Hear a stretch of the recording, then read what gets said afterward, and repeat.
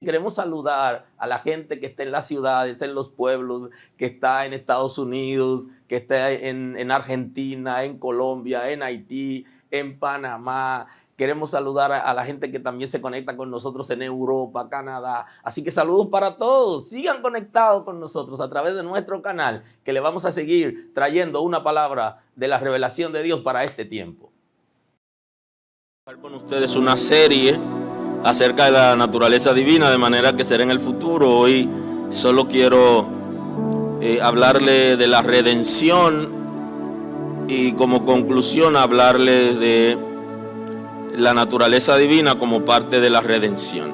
Pero sí le debo la predicación, de manera que hoy no seré tan abundante. Solo concluiré esta predicación y es como la preintroducción de esa serie de predicación. Voy a invitarlo a estar en pie en el día de hoy para que oremos juntos. Qué bueno es estar en la casa del Señor. Lo experimentamos en la pandemia, hubiéramos querido estar aquí, pero no nos fue tan fácil. Pero hoy estamos aquí, amén. Gracias al Señor por el regalo de la vida. Gracias al Señor por el regalo de la vida eterna. Y gracias al Señor porque nos ha dado un lugar donde congregarnos. Agradecido del Señor de cada uno de mis hermanos. Espero que cada uno de nosotros esté agradecido el uno del otro, amén, o los unos de los otros. Es una bendición poder compartir juntos. Señor, gracias por tu misericordia, gracias por tu cuidado. Honramos tu nombre, damos gloria a tu nombre. Te reconocemos públicamente como Señor. Nadie salva fuera de ti. Has sido misericordioso con nosotros. Has tenido cuidado de nosotros. No te fijaste en la familia de donde venimos, sino que nos ha elegido, Señor, por Cristo Jesús para salvación. No importa de la familia donde venimos. En Cristo nos ha regalado la salvación. Gracias porque, Señor, no te aferraste a quien eres, sino que te ha despojado y te hiciste como uno de nosotros. Señor, gracias por compadecerte de nosotros, por ver nuestro sufrimiento, nuestra confusión. Señor, nuestra perdición la viste y quisiste abrirnos, Señor, los cielos a favor y darnos una nueva oportunidad. Gracias. Todo honor es tuyo, Señor. Toda gloria a ti pertenece. En ti está el perdón de pecados. Perdona pecados en esta casa.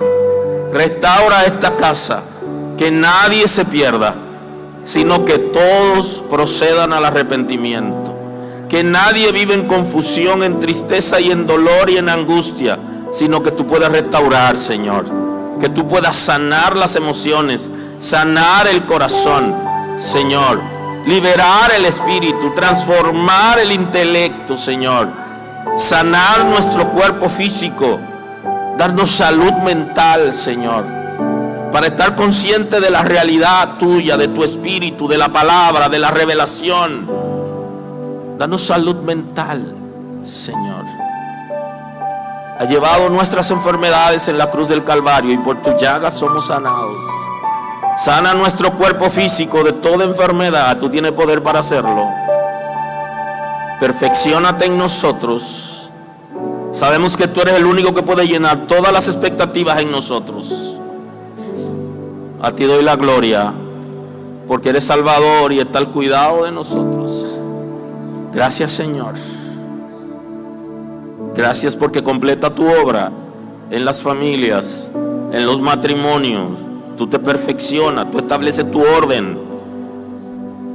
Conforme a tu grandeza, tú estableces tu orden en esta casa, en tu iglesia.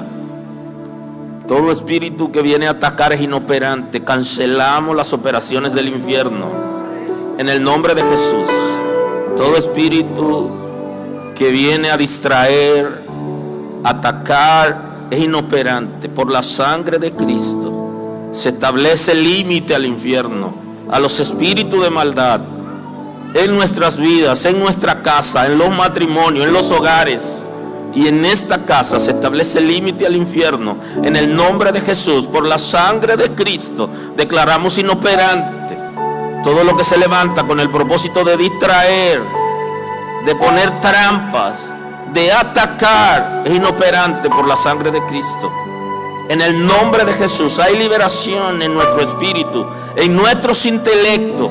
Tu Espíritu Santo se establece, toma el control y nos da el discernimiento y la autoridad en la palabra para que tu nombre sea glorificado y el infierno sea derrotado en el nombre de Jesús.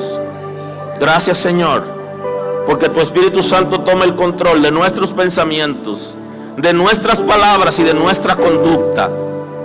Señor, que no hablemos palabras que no estén dirigidas por tu Espíritu, que no pensemos cosas, Señor, que dañen la investidura que tenemos de ti. Que nuestra conducta sea aprobada en el cielo. Ordena nuestros pensamientos, nuestras palabras y nuestra conducta.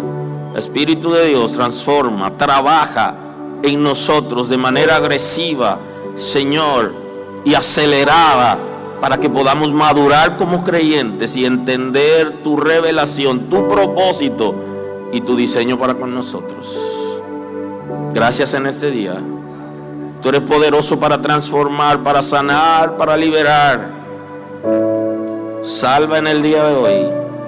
Que tu gracia salvadora alcance a aquellos que están perdidos, Señor, y que tienen contacto con tu palabra por medio de las redes y en esta casa.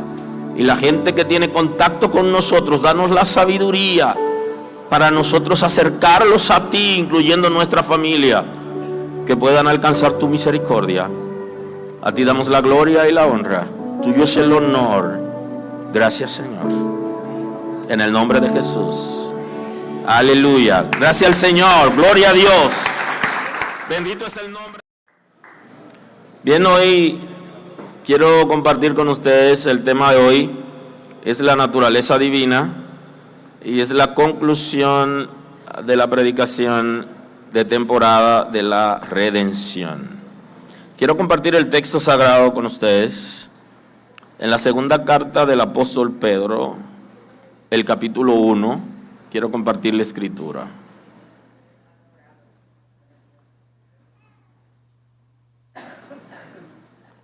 El capítulo 1 vamos a compartir a partir del versículo 3.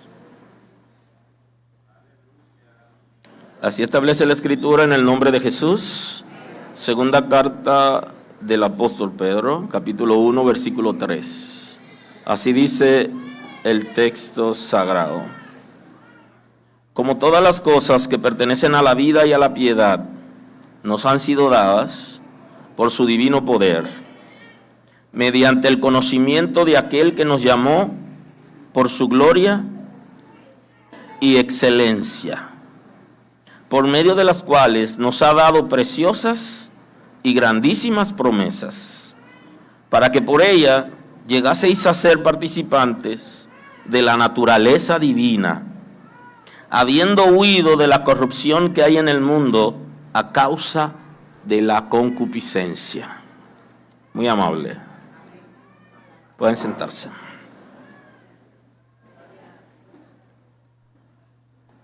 Hemos estado conversando en esta predicación de temporada acerca de la redención.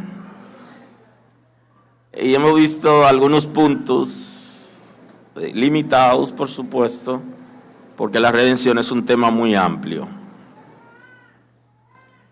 Pero la redención tiene su propósito, tiene su diseño y también tiene sus beneficios.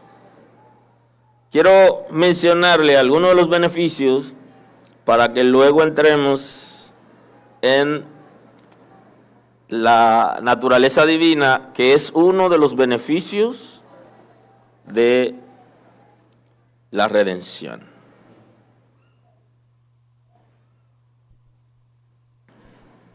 Uno de los beneficios que nos da la redención tiene que ver con vencer al infierno y sus agentes por Cristo en la cruz del Calvario. O sea, Cristo en la cruz del Calvario ha vencido ya al infierno y a sus agentes. O sea, que ninguna persona que sirva a Cristo va al infierno. No hay manera. Porque el infierno ha sido vencido, ha sido cerrado para aquellos que reciben a Cristo. Ahora, ¿puede una gente que esté en la iglesia ir al infierno? Bueno, eso es una decisión personal. La gente, no todo el que esté en la iglesia está sirviendo a Cristo. Pero el que sirve a Cristo, ya el infierno ha sido derrotado. Y el que sirve a Cristo no puede ser poseído por ningún espíritu de maldad, bajo ninguna circunstancia, porque ya han sido vencidos por Cristo. Y yo sé que la gente tiene inquietudes y tiene preguntas, pero el que tiene a Cristo no puede ser poseído por un espíritu de maldad, porque no puede estar en el espíritu del ser humano, el espíritu de Dios y un espíritu de maldad, no puede.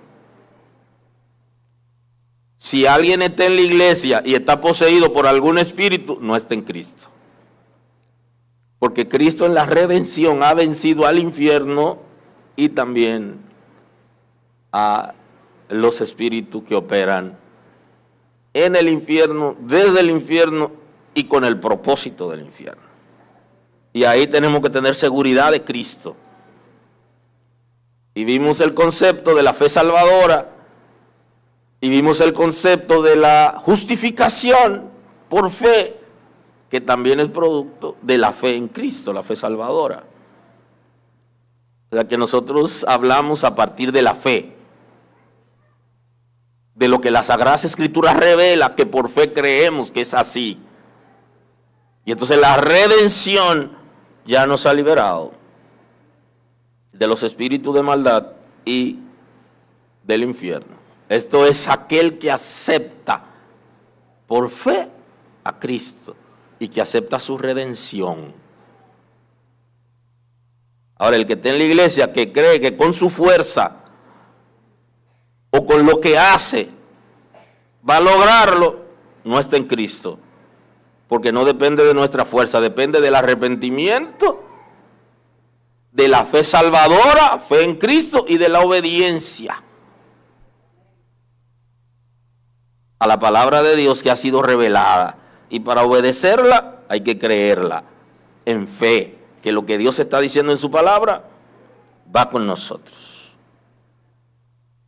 En la redención encontramos como beneficio el sacrificio perfecto por causa del pecado y sacrificio único. El sacrificio de Cristo en la redención por causa del pecado del ser humano es un sacrificio único, no es repetible. Nadie lo puede hacer, nadie lo hizo antes. Porque el sacrificio que se hacía en Israel era tipo del sacrificio perfecto, que es el de Cristo. Lo que es perfecto no tiene que repetirse, porque llena todas las expectativas. Y en la redención, Cristo se ha ofrecido, hizo un sacrificio perfecto y es un sacrificio único. No muere todos los Viernes Santos.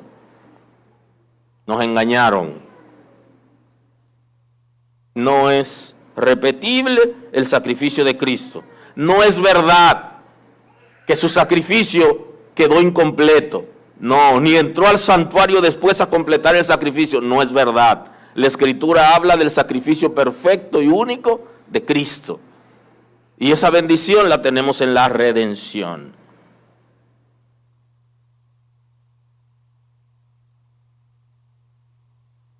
El tercer punto de los beneficios es el establecimiento de la gracia perfecta a partir de la resurrección. En la redención, Cristo ha traído la gracia perfecta. Cuando resucita de entre los muertos, se establece la gracia perfecta, que es el concepto de la dispensación de la gracia. ¿Por qué la gracia es perfecta? Porque la gracia que se ofrecía en las otras dispensaciones no era como el ministerio establecido de la reconciliación. a partir de la gracia que se establece en la resurrección de Cristo.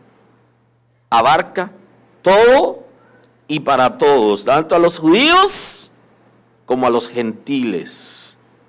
A todos abarca la gracia perfecta, que se establece para salvación de todos los hombres. Y entonces la Escritura dice que no es por obra, para que ninguna persona cree que la merece. No es por obra, para que yo crea que merezco la salvación porque predico el Evangelio, o porque puedo escuchar a la gente y guiarlos a Dios. No es por el ministerio. Nadie merece que Cristo vaya a la cruz. Él nos hizo merecedores de la salvación por su amor. Pero ninguno de nosotros merecemos esto. Es un regalo de Dios. El intervalo de la gracia perfecta que nace con la resurrección de Cristo se abre. Y que cuando todo ser humano nace, se abre la oportunidad de alcanzar la gracia perfecta.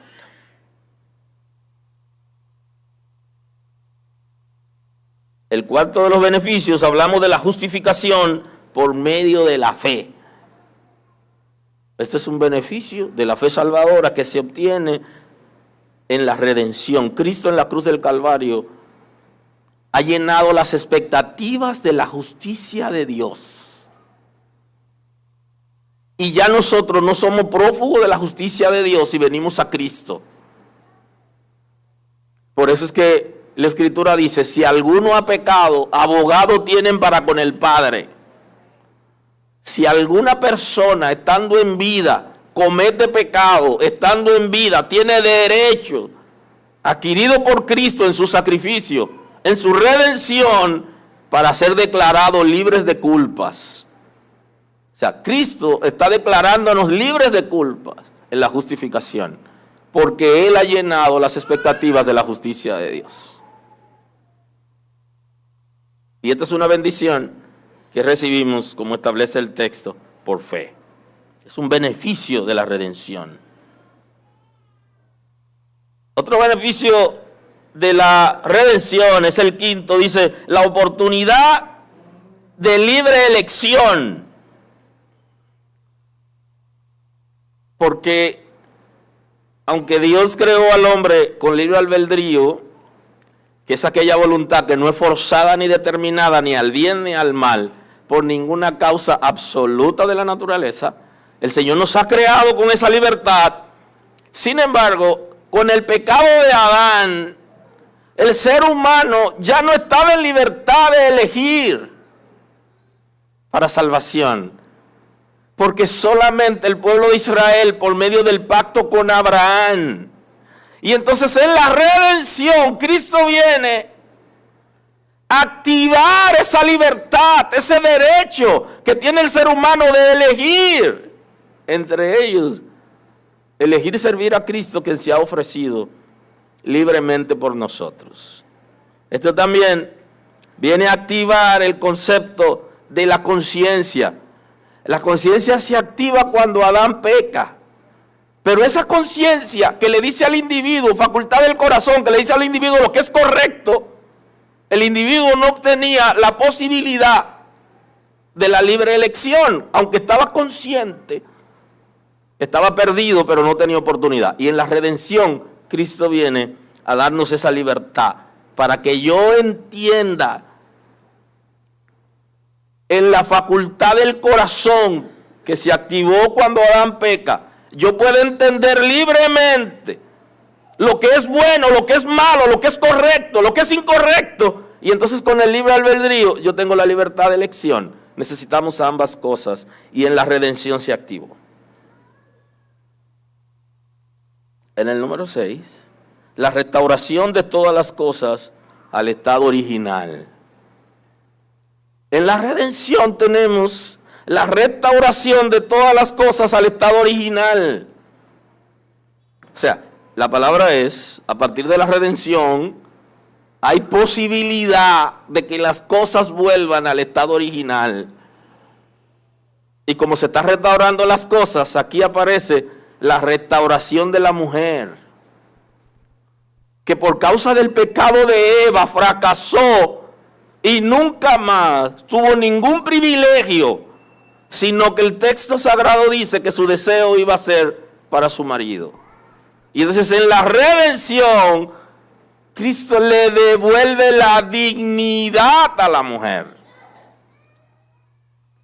Y ese es un beneficio de la redención, en la que la mujer puede ser tratada con dignidad, puede vivir con dignidad y puede inclusive involucrarse en las cosas de Dios libremente y en el área ministerial.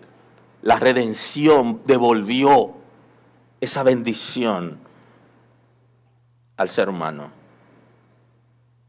Y quiero adentrarme en la predicación de hoy, y el último punto que puse aquí, dentro de todos los beneficios que siguen, es el de la oportunidad del ser humano de participar en la naturaleza divina. Cuando Cristo va a la cruz por medio de su redención, Él abre una oportunidad para que el ser humano pueda participar de la naturaleza divina. Si usted observa que la redención restaura todas las cosas, una de las cosas que hace la redención es que el ser humano puede tener la naturaleza de Dios. Adán fue creado a imagen y a semejanza de Dios. La semejanza de Dios tiene que ver con el desarrollo intelectual del individuo, tiene que ver con la capacidad que tiene el individuo para crear y para hacer cosas. Y la imagen tiene que ver con su santidad. Entonces, cuando Adán peca, él perdió la imagen. Todo ser humano que desciende de Adán tiene la semejanza de Dios, está en capacidad de desarrollarse en diferentes áreas, y por eso que el mundo se ha desarrollado de manera extraordinaria como se ha desarrollado hasta hoy y como se sigue desarrollando, porque Dios creó al ser humano con esa capacidad. Ahora la imagen Adán la pierde y la restaura Cristo, que es el postrer Adán, que en la redención nos da la oportunidad para que la imagen de Dios se refleje en el ser humano. Y la imagen de Dios está íntimamente relacionada con el tema de hoy. Está íntimamente relacionado con la naturaleza de Dios. Cristo introduce el tema. Lo introduce en el evangelista Juan recoge cuando Cristo introduce el tema. En el capítulo 1, el versículo 12, el evangelista Juan recoge el mensaje de Cristo cuando él introduce el tema de la naturaleza divina. Y él dice lo siguiente. Evangelista Juan, capítulo 1, versículo 12. Mas a todos los que le recibieron, a los que creen en su nombre, le dio potestad de ser hechos hijos de Dios, los cuales no son engendrados de sangre, ni de voluntad de carne, ni de voluntad de varón, sino de Dios. Jesús está introduciendo un tema que he trabajado más adelante por los escritores sagrados, por los apóstoles, y que recogen una gama de expresiones extraordinarias acerca de la naturaleza divina. Y entonces, cuando Jesús está dando el discurso, Él enseña varios puntos para introducir la naturaleza divina.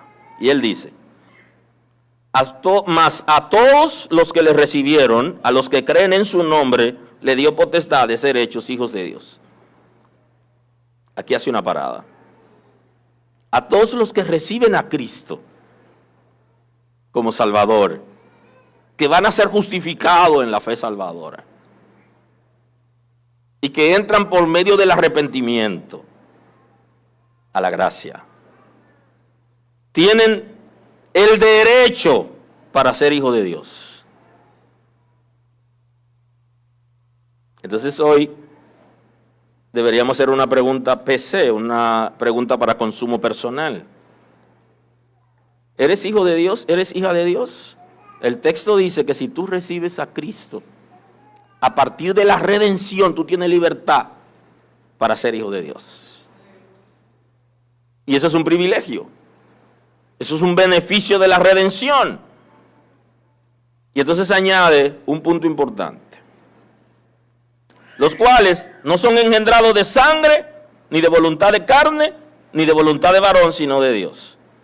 Hay un concepto que se usa en la traducción y es el concepto del hebraísmo. O sea, son expresiones en las que debió decir no solo son engendrados a voluntad de varón, sino que también son engendrados de Dios.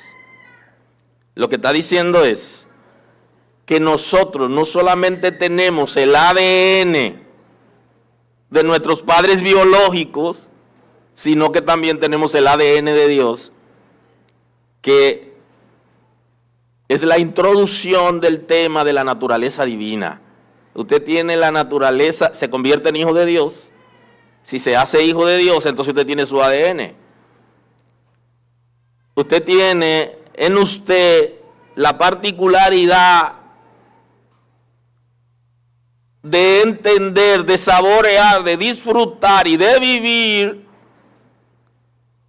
la naturaleza divina. Bien, esto es interesante porque la naturaleza divina de alguna manera puede generar en nosotros cierto complejo. Ya saben, por aquello de la estima negativa, tiene un concepto más alto o más bajo. Lo que plantean algunos es que no tiene el concepto más alto, sino que es más bajo, pero se proyecta como alto, pero es bajo. Pero de todas formas es estima negativa, que puede ser alto o bajo. Y lo que establece la Escritura es que tú tengas el concepto de ti de manera apropiada, lo que tú eres realmente. Y la naturaleza divina no viene a generar en nosotros como un problema de sobredimensionarnos, no viene a traer esa situación, sino que viene para que nosotros podamos disfrutar, vivir en Dios y permanecer en Él. Y tanto el apóstol Pedro como Juan analizan la naturaleza divina a partir de la concupiscencia. Es interesante, porque la naturaleza divina no es para que nos sintamos tan alto y tan distante de la gente que no podamos relacionarnos. No.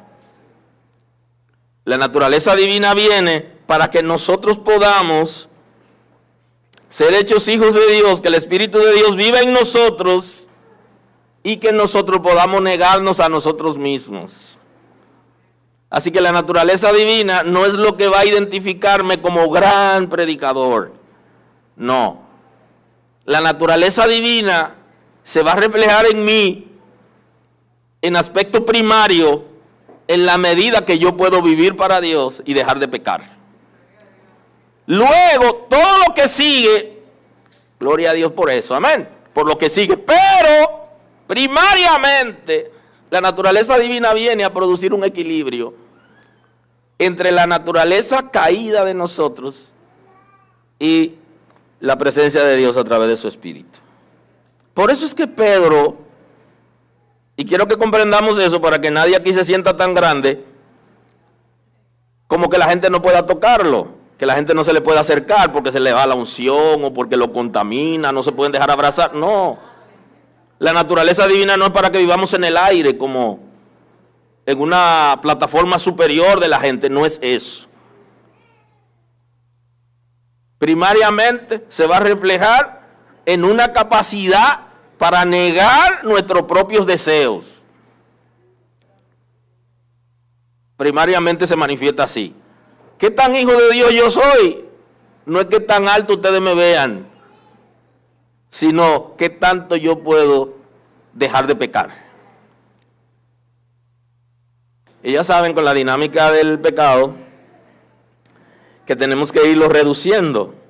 hasta llegarlo a la mínima expresión, como ir bajando, hasta que llega un momento en que baja a la mínima expresión, porque ya mucha gente está acostumbrado a esa vida y no es tan fácil dejarla de la noche a la mañana.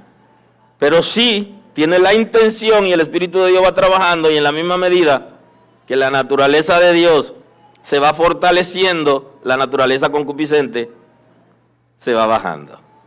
Entiéndase como naturaleza concupiscente, donde descansan todos los deseos desenfrenados. Usted tiene una máquina de producir pecado,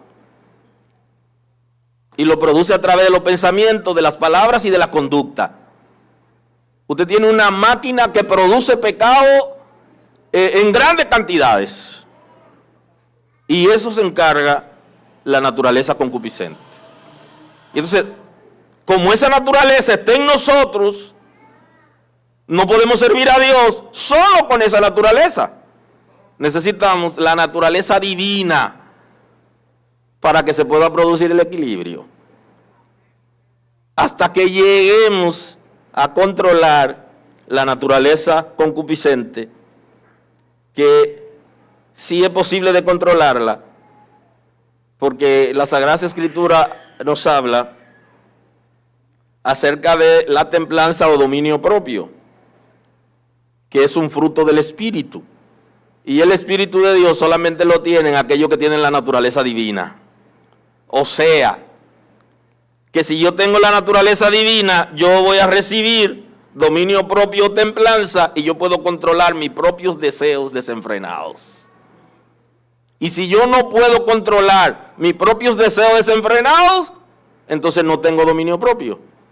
Y el dominio propio es una señal de que el Espíritu de Dios está en nosotros. Aleluya. Y lo que garantiza que tenemos la naturaleza de Dios en nosotros es el Espíritu Santo. ¿Qué dice Pedro acerca de la situación? En la segunda carta, el apóstol Pedro recoge una gran enseñanza que tenemos que analizar y hacer parada. En el versículo 3 del capítulo 1 de su segunda carta, él dice: como todas las cosas que pertenecen a la vida y a la piedad, nos han sido dadas por su divino poder, mediante el conocimiento de aquel que nos llamó por su gloria y excelencia, por medio de las cuales nos ha dado preciosas y grandísimas promesas, para que por ellas llegases a ser participante de la naturaleza divina, habiendo huido de la corrupción que hay en el mundo a causa de la concupiscencia. Observen que el apóstol Pedro nos está hablando de la naturaleza divina, pero nos está hablando de la naturaleza concupiscente. Y él liga la naturaleza concupiscente, según el concepto bíblico, dice la corrupción que hay en el mundo a causa de la concupiscencia. Dice que el mundo está corrompido. La palabra es: la gente que vive en el mundo está corrompido porque le ha dado libertad a sus deseos desenfrenados. Y entonces, como el ser humano está corrompido, entonces puede utilizar la expresión que huyeron. Vamos a interpretar a Pedro. Porque cuando venimos a Cristo, estamos saliendo del mundo, pero no quiere decir que estamos saliendo de la naturaleza concupiscente. Lo que estamos es saliendo del mundo. Llámese el mundo, no el cosmos, sino el área que Satanás gobierna en el universo, que a eso se refiere. Estamos abandonando el gobierno de Satanás, de los espíritus de maldad y el gobierno del infierno, que se manifiestan en los seres humanos creados a través de la naturaleza concupiscente. Usted sabe que en la iglesia nos han enseñado que pisemos a Satanás. Písale la cabeza, písale la cabeza. Mire, usted puede pisarle la cabeza todas las veces que usted quiera, pero si usted no puede controlar sus deseos desenfrenados, Satanás siempre gobernará su vida. Porque no se trata de pisarle la cabeza, se trata de arrepentirnos. No se trata de reprenderlo: tú te vas de mi casa. No, sácalo de tu vida y él luego se irá de tu casa.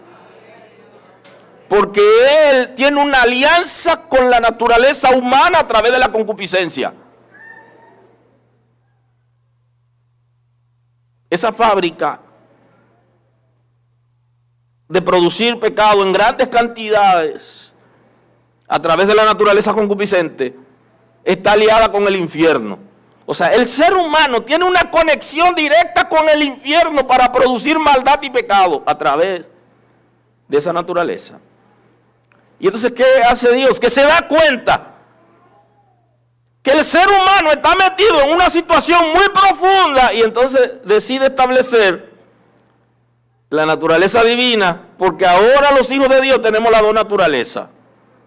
Ahora podemos agradar a Dios y servirle a Dios y podemos reducir y acabar definitivamente, no con el deseo pecaminoso, sino con el pecado como tal. Porque el deseo pecaminoso estará mientras estemos aquí. Y la Escritura habla de la transformación en el arrebatamiento de la iglesia. Y una de las transformaciones importantes que recibirá el ser humano cuando suene la trompeta es que la naturaleza concupiscente ya no podrá operar en ti. Te quedará con una sola naturaleza, con la naturaleza divina. Ahora, tú no estás en el cielo, la trompeta no ha sonado, tú no estás en la boda del Cordero, tú estás aquí. Si te conoces a ti, te darás cuenta que tú estás metido en un problema. Pero la naturaleza divina viene para guiarte a ti a resolver un problema que ya tú tienes. Por eso es que la Escritura dice que Cristo no vino para condenar al mundo, sino para que el mundo sea salvo por él. El mundo estaba condenado ya. La predicación de la condenación es bíblica, pero la Biblia dice también que Cristo no vino para condenar, porque la condenación existe para los pecadores. Pero Cristo vino no para condenar, el mundo estaba condenado. Viene para salvar, ese es el propósito de la redención, rescatar la raza humana que está perdida, porque Adán lo vendió su descendencia. De la misma manera que nosotros vendemos nuestra descendencia cuando tenemos dinero y cosas malas que Dios no ha aprobado, se lo dejamos a los hijos, lo que le estamos dejando es maldición. Eso fue lo que hizo Adán. Aleluya. Entonces el apóstol Pedro está tratando de llevarnos al conocimiento de Dios y de nuestra realidad. Y él nos dice que todas las cosas que pertenecen a la vida y a la piedad, todas las cosas que pertenecen a la vida, que pertenecen al amor de Dios, que pertenecen a la justicia de Dios, las cosas que pertenecen a lo divino, lo extraordinario que nosotros recibimos, que viene de Dios, y así él se refiere a la piedad. Ya ustedes lo conocen, el concepto de impiedad y de piedad. El que vive en impiedad es aquel que libremente acepta sus deseos concupiscentes para hacer de todo. Ahora, el que es piadoso, que es el concepto, es la persona que está guiado por el Espíritu de Dios, que vive en el amor de Dios y en el temor de Dios. Entonces, todas esas cosas buenas que pertenecen a la vida, el regalo de la vida que el Señor nos ha dado, toda aquella cosa extraordinaria que nos dio como regalo, de eso habla el apóstol Pedro. Nos han sido dadas por su divino poder. Es el poder de Dios que nos ha regalado eso. Aunque posiblemente aquí haya alguien hoy que no conoce a Dios, que sea rebelde a Dios y que sea prófugo de la justicia de Dios. Si es prófugo de la justicia de Dios, el concepto es que un día va a ser atrapado y va a ser condenado. Ese es el concepto de prófugo de la justicia de Dios. En Cristo no es condenado, pero aún aquella gente que no sirven a Dios, el Señor le ha regalado la vida y los beneficios de la vida. Porque algunos están pensando en la iglesia que Dios solamente ama a la gente que está en la iglesia. Dios es universal, no es particular. Y Él ama a todo el mundo igual, porque Él es amor. Ahora, aquellos que aceptan la redención de Cristo alcanzan salvación. Pero el hecho de que alguien no esté salvo, eso no significa que Cristo no esté con él. o que no lo persiga, para que sea salvo, para que se arrepienta, o que no le dé beneficios que da la vida. Porque toda persona que nace en el mundo, Dios tiene compromiso con él para que viva bien en el mundo. Y si alguien no vive bien, ya ustedes saben que no es un problema de Dios, sino del ser humano que se adueñó del otro ser humano. Y al adueñarse del ser humano le pone límite y le da migajas. Pero el deseo de Dios es que toda persona que viva pueda disfrutar de la vida y tener buena salud, independientemente que para ser salvo necesita a Cristo. Pero el que no ha recibido a Cristo, igual Dios en su providencia le provee.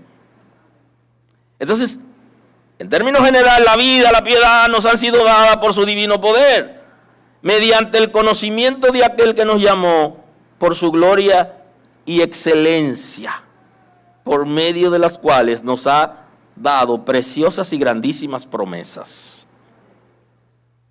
Aquí el apóstol Pedro nos está diciendo que el evangelio de salvación tiene un atractivo a la hora de llamarnos. Y no somos de los predicadores que le decimos a la gente que cuando reciban a Cristo todo va a cambiar. Va a cambiar en el sentido de la salvación, pero humanamente hay cosas que no necesariamente van a ser tan extraordinarias. Ahora, espiritualmente comienza el fenómeno y luego siguen una serie de fenómenos que comienza a enderezar lo torcido en nosotros. Y la buena administración y la regulación de nuestra vida produce grandes beneficios que tiene que ver con servir a Dios, pero no significa que no vamos a tener algún problema en un momento, que no vamos a ser afligidos. No quita eso.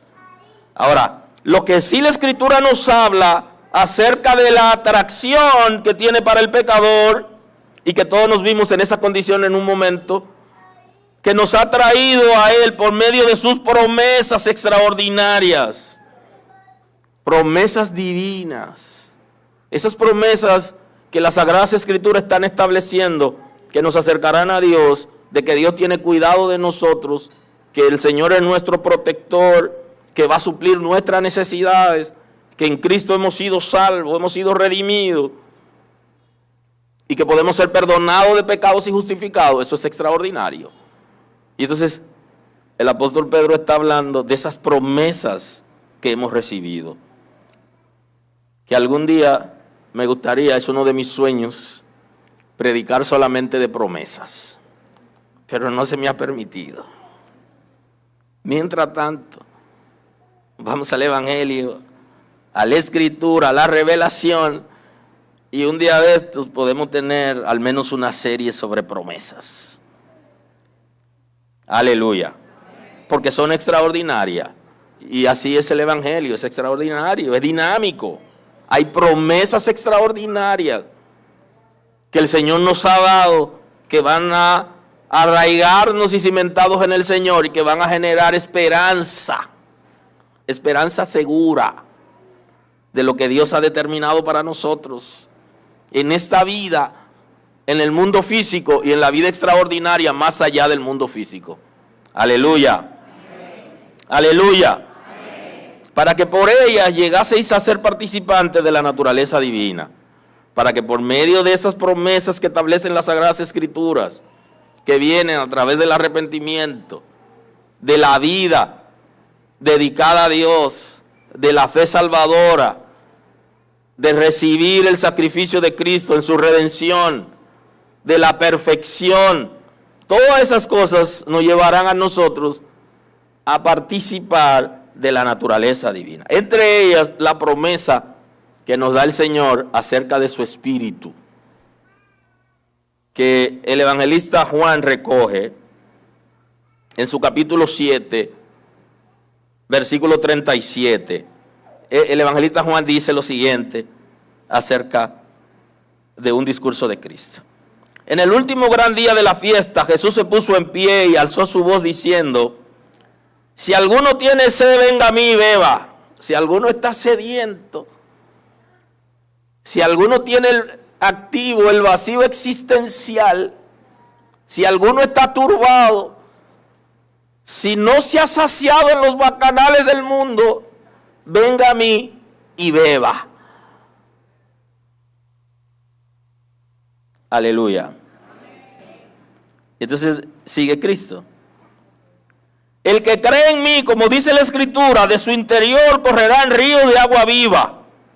Y entonces le dice, si eres capaz de creer en Cristo, como las Sagradas Escrituras ha revelado, tu interior se convertirá como un río de agua viva. Y un río de agua viva es el río de alta corriente que nosotros vemos cuando vamos al campo. Donde el agua no se detiene, no se aposa y continuamente es renovada. A diferencia de la cisterna o de los pozos que se hacen, que el agua no corre.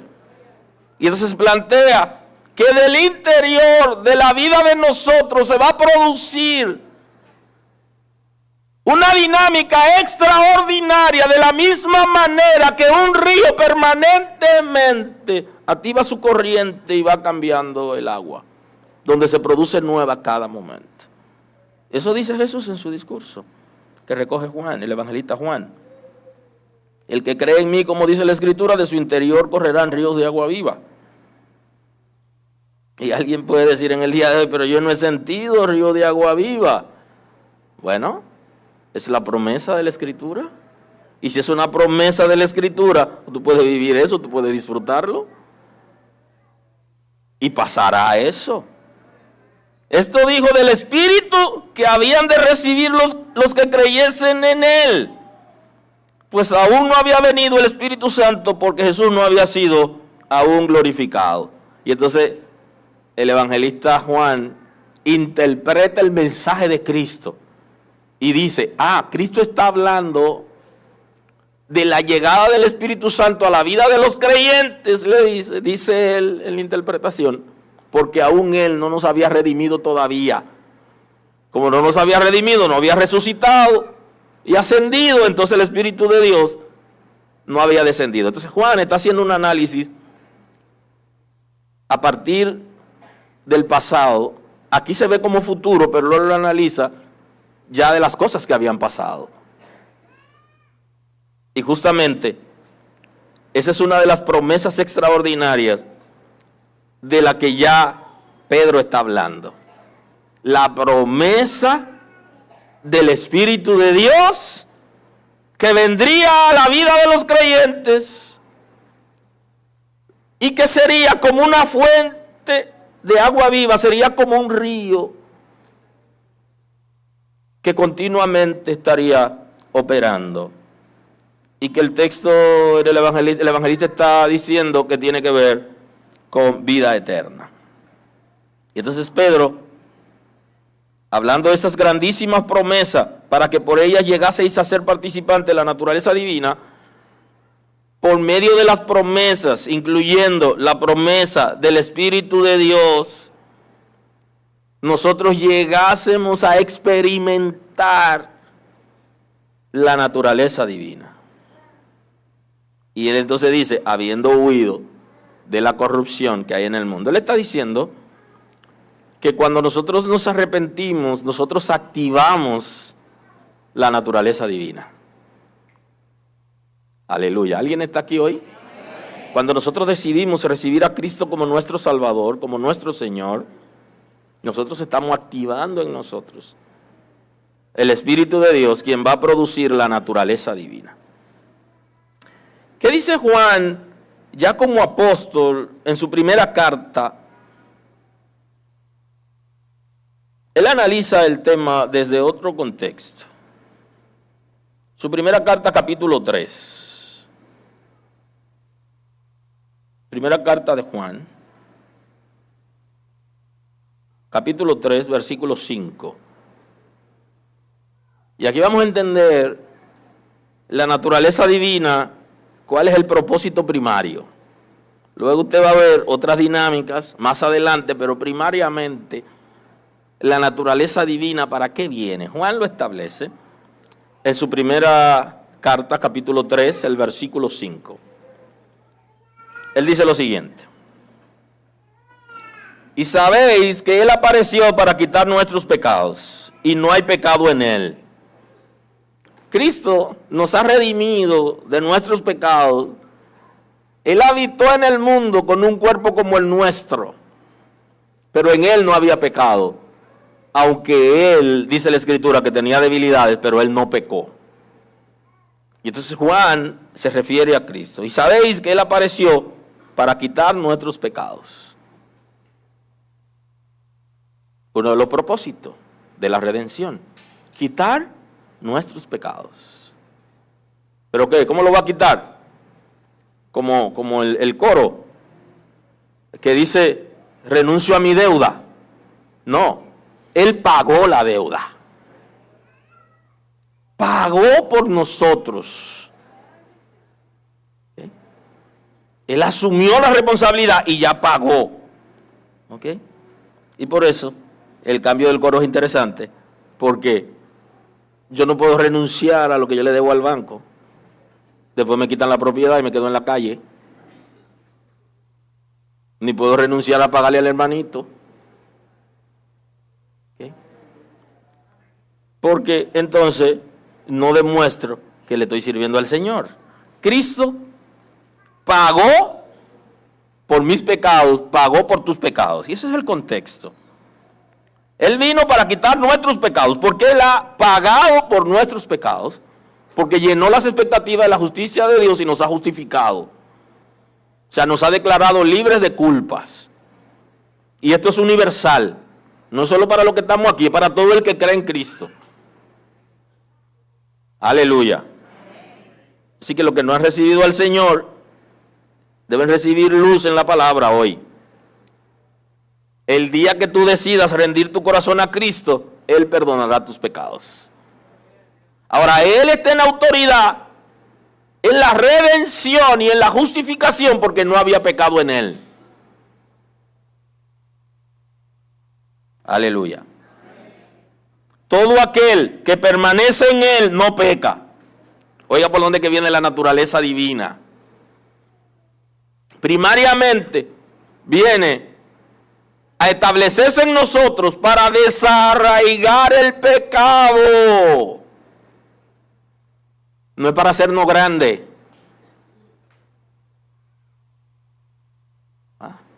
Lo siento en mí, ¿cómo que dice el coro? Lo siento en mí, lo siento en todo mi ser. No es así. Esa expresión es interesante. Pero en la medida que lo siento en mí, que lo siento en todo mi ser, en esa misma medida, el pecado se va reduciendo. Porque el deseo de pecar y la intención de pecar y el pecado como forma de vida va cambiando. Todo aquel que permanece en Él no peca. Eso es lo que enseña la Escritura. Todo aquel que peca no le ha visto ni le ha conocido. Y aquí en la iglesia no estamos para condenar ni juzgar a la gente. El texto usted tiene que aplicárselo a usted. Si usted permanece en el pecado todavía, usted no ha visto a Cristo ni de lejos. Ni de lejos lo ha visto. Es usted que se lo tiene que aplicar, no a las otras gente. Porque nosotros tenemos un asunto de proyección y tenemos un asunto de realidad. Que el pecador, cuando me ve a mí, proyecta su pecado en mí y me acusa a mí de pecador, porque el pecado él lo proyecta como cuando se mira en un espejo. Ahora hay una realidad, que la gente pudiera estar en pecado alrededor de nosotros, pero nosotros no estamos para ver ese, sino para ver de nosotros. Enfóquese en usted. Y cuando usted ha enderezado su vida, usted estará incapaz de amar a alguien. Y después que usted ama a alguien, usted lo ayuda. Porque no hay amor en aquel que derriba un árbol para hacerlo leña. No.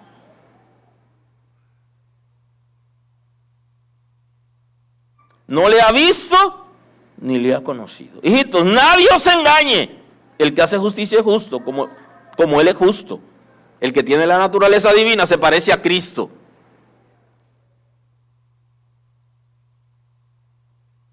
Si nos miramos en el espejo y entonces decimos, pero yo me parezco a Cristo. Es posible que usted esté buscando un parecido físico y la imagen es espiritual y tiene que ver con su santidad. Ojo con eso. Usted se parece a Cristo en la medida que usted es santificado por el Espíritu de Dios y usted puede obedecer la palabra. Y antes, aunque alguien quisiera ser obediente, antes de la redención no tenía chance. Porque eso es ahora. Bendigo el nombre del Señor. Hijito, nadie os engañe. El que hace justicia es justo como Él es justo. El que practica el pecado es del diablo. O sea, el texto está diciendo, el que practica el pecado sigue sirviendo a su naturaleza concupiscente, que de eso venimos hablando, que está arraigada como parte de una operación del diablo en la vida de la gente.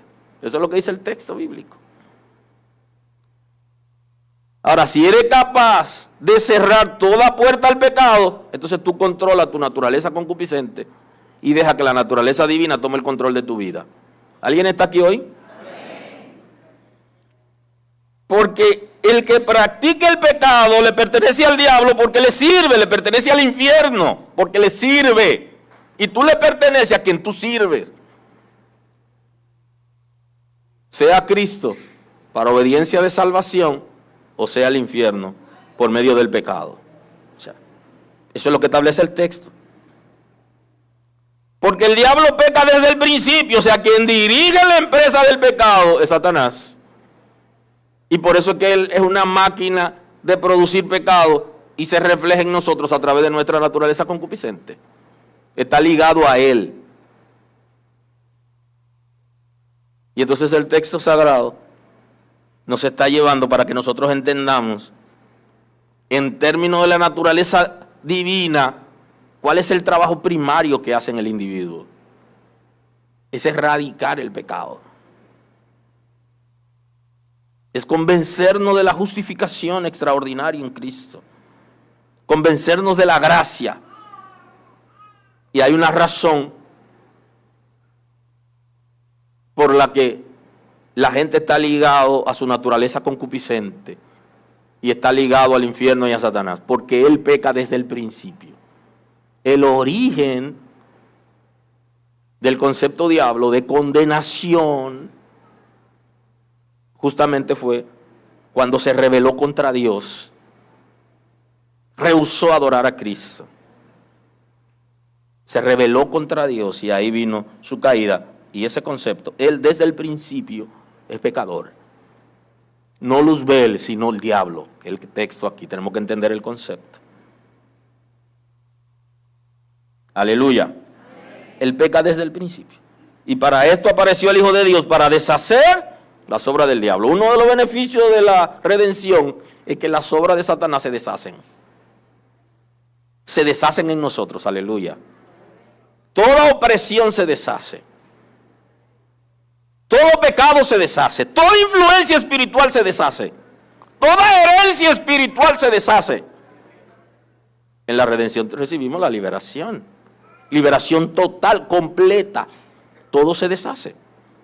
Y no queda ninguna forma, ningún efecto al futuro de las obras del enemigo. Todas son deshechas en Cristo. Para que la naturaleza de Dios pueda establecerse en nosotros, esa misma naturaleza, por la redención que hemos recibido en Cristo, viene a deshacer toda obra infernal. Así que si alguien tiene miedo, porque cuando conoció a Cristo tuvo alguna situación o porque su familia tiene alguna praxis extraña de hechicería, de espiritismo, en Cristo somos libres, totalmente libres. Y no hay manera que el enemigo pueda operar, porque toda obra de maldad se deshace. Y eso es lo que establece el texto sagrado. Para esto apareció el Hijo de Dios, para deshacer toda obra de maldad. Toda. No una parte de. Si hay algo que queda, el Señor lo completa. Solo tiene que rendirte, pero Él lo deshace. Porque ninguna operación infernal puede estar en ti si tú estás sirviendo al Señor. Y lo que queda, Él completa su obra. Porque Él vino para deshacer toda obra del diablo. Todo aquel que es nacido de Dios no practica el pecado. Así dice el apóstol Juan en el texto de hoy. Porque es nacido de Dios. Volvemos al principio. La naturaleza de Dios. No solo son engendrados a voluntad de carne y de varón, sino que son engendrados ¿de quién? Por Dios. Tienen su ADN, su naturaleza. Y creo que aquí es donde nosotros luchamos mucho, lo que dirigimos en el reino de Dios, que nosotros pensamos que nosotros vamos a cambiar a la gente. No. El texto sagrado dice, no es con fuerza, con su espíritu. Si no obedecen al Espíritu de Dios, no van a obedecer la palabra. Es al Espíritu de Dios. Solo debemos dar la palabra y el Espíritu de Dios se encarga de hacer el trabajo. Porque todo aquel que es nacido de Dios no practica el pecado. El que tiene su simiente, el que tiene la naturaleza divina, identifica con la bandera de Cristo, no permanece en el pecado. Porque el pecado es una vergüenza, el pecado es un dolor, el pecado es una tristeza, el pecado es una confusión, el pecado es una enfermedad espiritual. No permanece. Tiene que salir. Y esto también tenemos que aplicárnoslo de manera personal. ¿Cómo yo me doy cuenta que tengo la naturaleza divina en la misma medida que yo puedo ir abandonando el pecado y desprenderme de él habiendo aceptado a Cristo y creyendo en su redención? Y eso es posible. Todo aquel que es nacido de Dios no practica el pecado, porque la simiente de Dios permanece en él y no puede pecar, porque es nacido de Dios. No puede vivir en el pecado porque tiene la naturaleza divina. Y el que tiene la naturaleza de Dios no puede permanecer, no se asocia, no se conforma, no vive en lo que tiene que ver con el pecado, sino que lo abandona, se separa. Porque el mismo Espíritu de Dios va a darnos la fuerza para nosotros separarnos totalmente del pecado y controlar por medio del dominio propio los deseos desenfrenados y cerrar toda posibilidad que el enemigo antes tenía en nosotros de entrar y salir y operar por medio de la concupiscencia como una brecha. Cerrar esa brecha para que él no encuentre por dónde entrar, sino que todo está cerrado. Aleluya. Permítame concluir hoy la predicación de la redención, la primera parte, ¿verdad? Un concepto y la conclusión de hoy. El propósito de la redención es la salvación de todo ser humano. Por eso Cristo fue a la cruz. El día que la iglesia lo entienda, se abre. ¿Por qué? Porque el concepto de congregación nosotros pensamos que es un privilegio único para nosotros. Y nosotros tenemos que alcanzar a los perdidos. Y no fue solo para mí que Cristo se ofreció. La redención no es un privilegio personal y único para mí, sino para todos. Si entendemos esto, abriremos nuestros corazones y la iglesia para que la gente reciba la palabra. No lo presionaremos para que ellos reciban a Cristo a la fuerza, sino que lo convenceremos por la palabra y se activará la fe en ellos. Porque el propósito de la redención es la salvación de todo ser humano.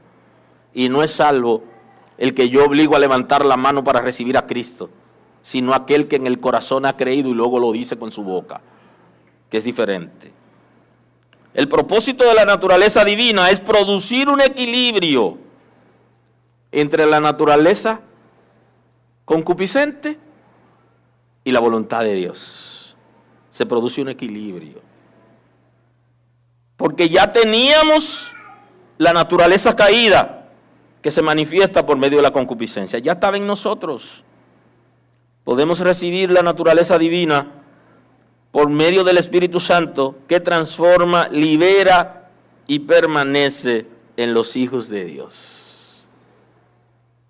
Eso es lo que hace el Espíritu de Dios cuando establece su naturaleza divina. Permanece, libera áreas como el espíritu, como el intelecto, para que podamos entender las cosas de Dios. Cuando uno lo ha experimentado, lo puede decir con tanta libertad, porque yo sí sé lo que es tener el intelecto tomado o el entendimiento entenebrecido.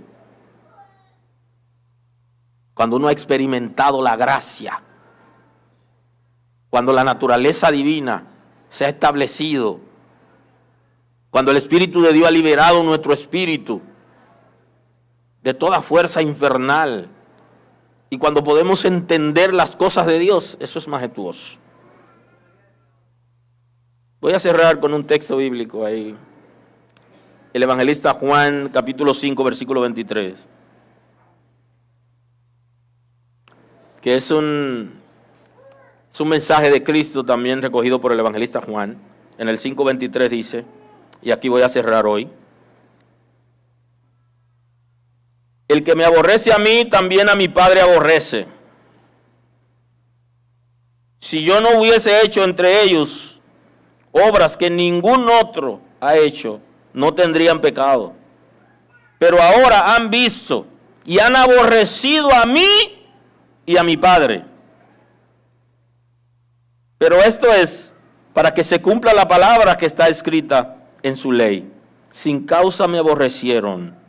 Pero cuando venga el Consolador, a quien yo os enviaré del Padre, el Espíritu de verdad, el cual procede del Padre, Él dará testimonio acerca de mí. Así concluyo hoy. La resistencia que tiene la gente de la palabra necesita que el Espíritu de Dios lo convenza. Así que a Él sea la gloria y el honor. Señor, gracias en el día de hoy. Gracias por tu misericordia a nuestro favor. Tú tienes cuidado de nosotros. A ti el honor y la gloria. Trae salvación y liberación. Conforta al pueblo, levántalo, Señor. Gracias por tu redención, por tu justificación, por tu adopción, por tu santificación y regeneración. Gracias por el privilegio de ser hechos hijos tuyos, Señor. Honor y gloria a tu nombre. Gracias por esta casa. Honor a ti, Señor. Gracias. Gloria a Dios. Gracias por estar con nosotros escuchando la palabra. Hoy es un buen día para que tomes una decisión para recibir a Cristo como tu Salvador. Nosotros queremos estar contigo y apoyarte en el conocimiento de la palabra. Podemos trabajar contigo un curso de estudio bíblico para que puedas conocer a Dios. Hoy es un buen día. Llámanos o escríbenos por WhatsApp y estaremos contigo en este momento. Dios te bendiga.